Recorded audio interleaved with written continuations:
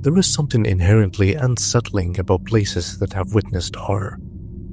They hold onto it, like an echo of the past refusing to fade. And in Finland, there is one such place, a peaceful lake that became the site of an unspeakable crime. This is the story of the Lake Bodom Murders, one of the most baffling unsolved cases in history. A case where silence speaks louder than words, and the unknown lingers like a shadow.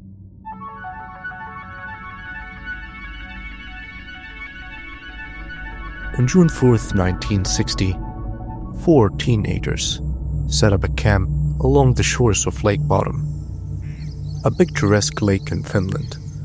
They were just like any other group of friends, laughing, enjoying the warm summer night, telling stories around a crackling fire.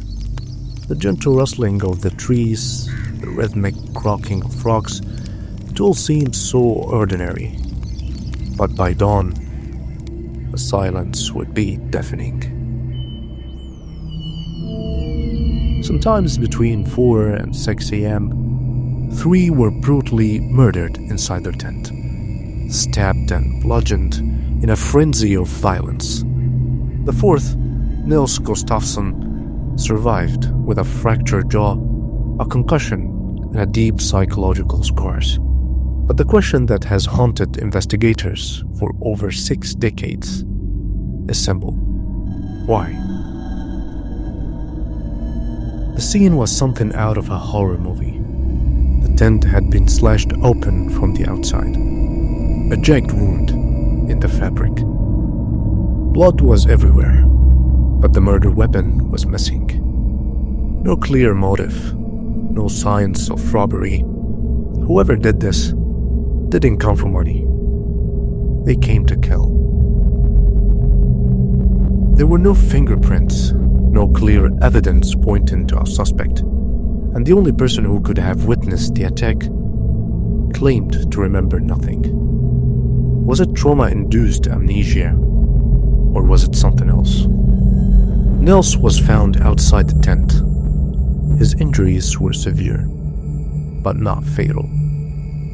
His fiancée, Mila, lay dead just inches away. Had he seen the killer? Had he fought back? Or was there something even more disturbing at play? Over the decades, investigators have explored every possible theory. A drifter? A soldier with PTSD? A sadistic killer who chose the night at random? Or was the crime more personal? One of the most intriguing suspects was Hans Assmann, a man with known ties to Soviet intelligence. Witnesses reported seeing him near the lake that morning. His clothes stained with what appeared to be blood. When questioned, he gave evasive answers. But without concrete evidence, he was never charged. Was he just an eccentric drifter? Or something far worse? Then, in 2004, in a shocking turn of events, Nils himself was arrested for the murders 44 years after the crime. Prosecutors argued that he had killed his friends in a drunken rage, but after months of trial, he was acquitted due to a lack of evidence. Was Nils a victim of circumstance, or had he carried the weight of a terrible secret for decades? The answer slipped through the cracks, just like every other lead in this case. More than 60 years have passed, and the Lake Bodom murders remain unsolved. No confessions, no concrete evidence, only speculation and whispered theories. Who could have committed such a brutal crime? Was it an outsider?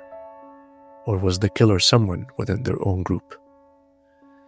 The most chilling part is that the murder could still be out there, watching, waiting, and perhaps they never really left. Some say the lake holds echoes of that night. The wind carries the screams of the past. The trees remember the terror that once unfolded beneath their branches. Would you dare to camp there? Would you close your eyes, knowing what happened on these very shores?